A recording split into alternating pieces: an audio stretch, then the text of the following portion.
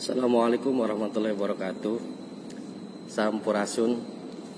Nah, untuk hari ini materinya yang akan Bapak jelaskan yaitu tentang kebugaran jasmani. Nah, dalam kebugaran jasmani ini ada beberapa kriterianya. Nah, kalau di dalam melihat dari buku atau di LKS, peta konsepnya yaitu nanti pembelajarannya tentang bentuk-bentuk latihan kebugaran jasmani. Kemudian ada lagi tes kebugaran jasmani dan menjaga kebugaran jasmani. Yang pertama, dalam bentuk-bentuk latihan kebugaran jasmani ini ada yang namanya latihan daya tahan tubuh. Kemudian latihan kekuatan, kemudian latihan kelenturan. Oke. Nah, dalam materi yang tadi, yang pertama yaitu latihan daya tahan tubuh, yaitu atau bisa disebut katakannya endurance, ya, yaitu kemampuan seseorang melaksanakan gerak dengan seluruh tubuhnya dalam waktu yang cukup lama dan dengan tempo sedang sehingga cepat tanpa mengalami rasa sakit dan kelelahan berat.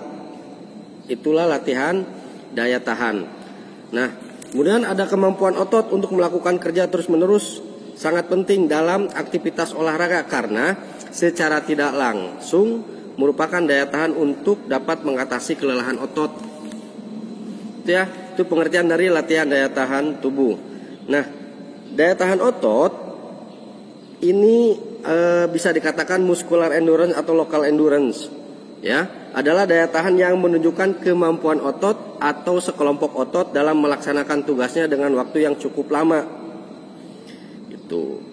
Contoh latihannya yaitu ada yang namanya fartlek, ada cross country. Apa itu fartlek? Fartlek yaitu merupakan kombinasi antara lari pelan dan lari cepat yang bervariasi tanpa melakukan istirahat. Nah, dapat dilakukan di mana? Bisa di lapangan, ya, kemudian bisa di daerah pesawahan, ladang, kemudian bisa lagi di daerah yang berbukit-bukit.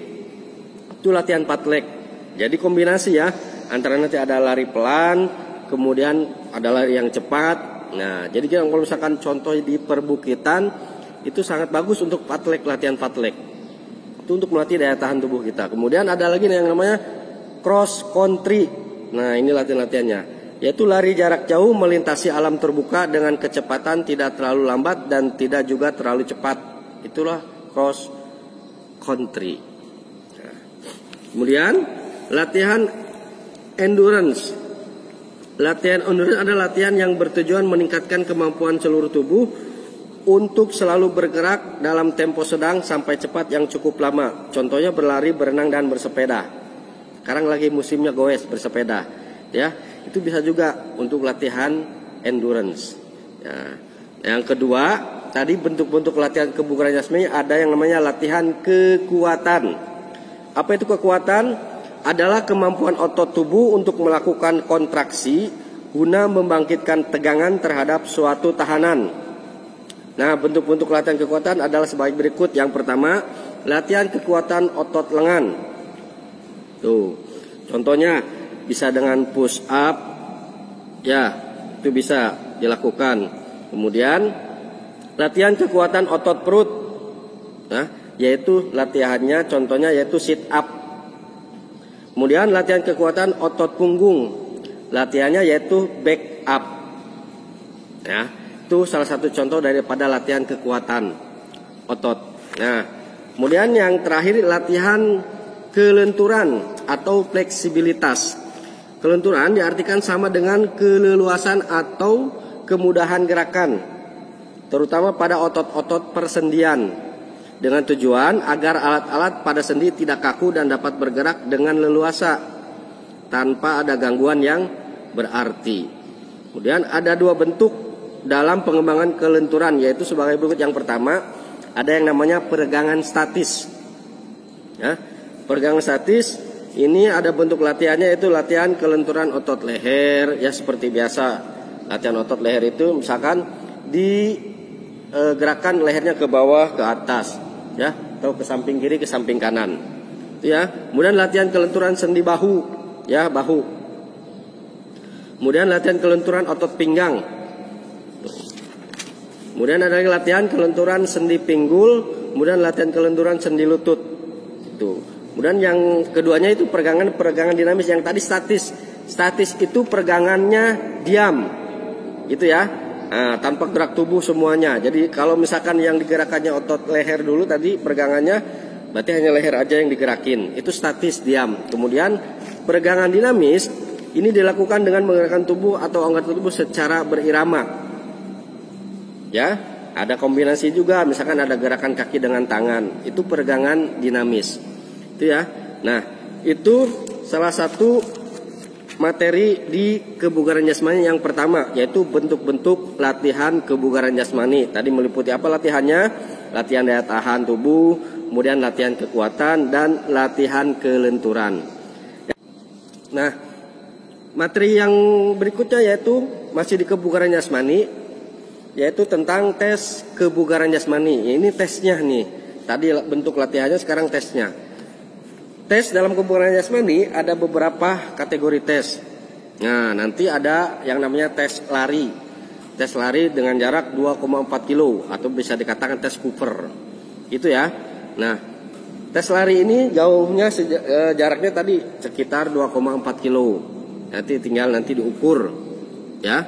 Nah, bagaimana dalam jarak 2,4 kilo itu kamu dapat waktunya berapa lama. Nah, itu ya tes lari jarak 2,4 kilo. Kemudian ada lagi kalau tes kekuatannya, yaitu dengan cara bisa push up. Misalkan push up selama 1 menit kamu dapat berapa. Tetapi push upnya yang sempurna, yang betul. Kemudian ada sit up, kemudian ada back up. Ya, bisa juga ditambahkan dengan full up gitu ya. Nah, itu mungkin salah satu bentuk tes kebugaran jasmani. Kemudian ada lagi kalau untuk tes kecepatannya, bisa kita lari bolak-balik. Ya, dengan jarak 5 meter. Bolak-balik. Dalam jangka waktu misalkan 1 menit, kamu dapat berapa? Itu ya. Nah, kemudian yang terakhir dari materi kebugaran jasmani yaitu tentang menjaga kebugaran jasmani. Apa aja? Ya, yang pertama yaitu makan teratur, artinya dari gizinya harus yang seimbang. Kemudian olahraga yang teratur, kemudian istirahat yang cukup. Itu ya, menjaga kebugaran jasmani. Nanti biar tubuh kamu bugar, ya, sehat dan ceria. Tuh. Nah, tugasnya seperti biasa, yaitu jangan lupa nanti kamu menuliskan kembali atau menulis ulang materi ya yang sudah tadi Bapak jelaskan. Kemudian materi tersebut dipoto lalu dikirimkan lagi ke classroom. Ya, jangan lupa menuliskan nama lengkap kemudian dengan kelas dan jurusannya di kolom komentar. Ya, terus jangan lupa like dan share kemudian subscribe channel YouTube-nya. Terima kasih ya, sampai berjumpa lagi di materi berikutnya. Assalamualaikum warahmatullahi wabarakatuh.